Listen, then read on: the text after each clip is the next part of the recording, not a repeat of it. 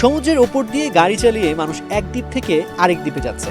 কাল্পনিক মনে হলেও ইউরোপের দেশ এস্তোনিয়ায় এখন নিয়মিত এই দৃশ্য দেখা যাচ্ছে।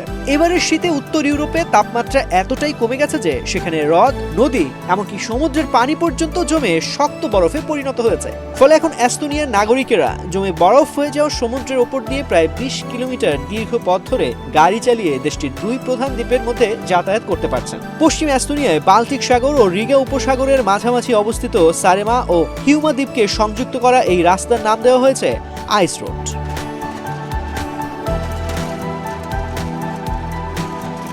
টানা কয়েক সপ্তাহ তাপমাত্রা -10 ডিগ্রি সেলসিয়াসের নিচে থাকায় সমুদ্রের পানি জমে শক্ত বরফে পরিণত হয়েছে।